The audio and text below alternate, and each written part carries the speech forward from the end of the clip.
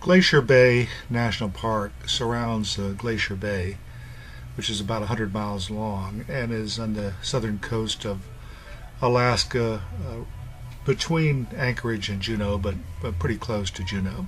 It has a very interesting ecological and geographic history.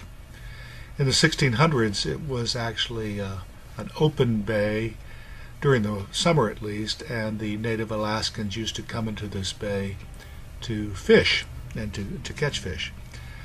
However, shortly thereafter started what was called the Little Ice Age, and over the next 100 years, the glaciers actually filled the bay.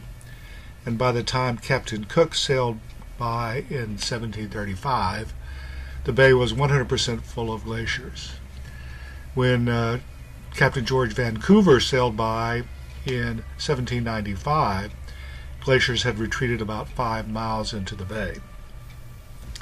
By the time that John Muir of Sierra Club and Yosemite fame came, the glaciers had actually retreated about 50 miles into the bay.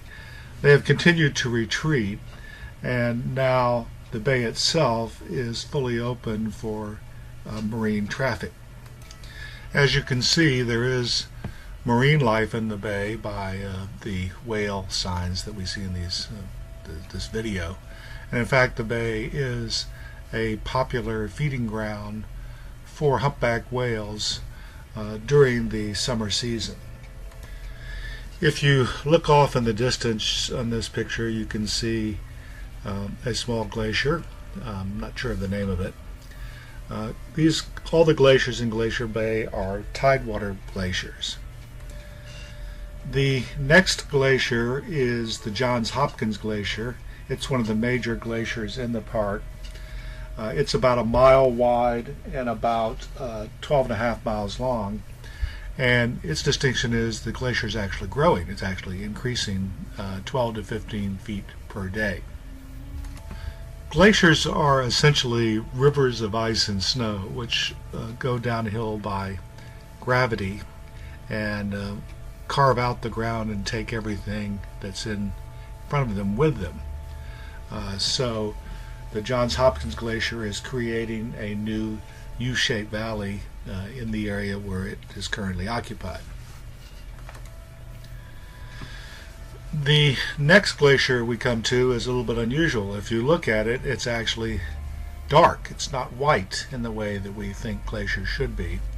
This is the Grand Pacific Glacier, which is actually the largest glacier in Glacier Bay National Park. It's about 2 miles wide, about 35 miles long, and it is currently slowly receding at 1 to 4 feet per day. But in the recent past, it has actually advanced in some periods and receded in other periods. It is black because it has picked up a lot of material from the surrounding terrain that it is going through, and so that is mixed in with the ice and snow that you see. The glaciers in the bay are not accessible by land, so you have to come in by boat, either by cruise ship as we did, or by a smaller boat, or even a kayak, which you are permitted to use in the bay, at least during nice weather. John Muir lobbied for the park to be declared a national monument, and along with other conservationists, he was successful in 1925 in convincing President Taft to declare the park National Reserve. The area of the park was doubled some years later, and as with most national parks, there is a conflict between development and the conservation. The next glacier we see, which is this white glacier, is the Margerie Glacier.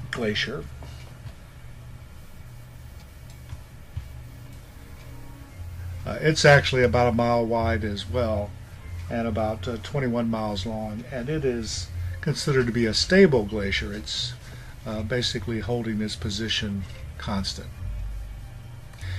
As I said, local inhabitants were interested in development in the park that would create jobs, and so this has again created conflict with conservation.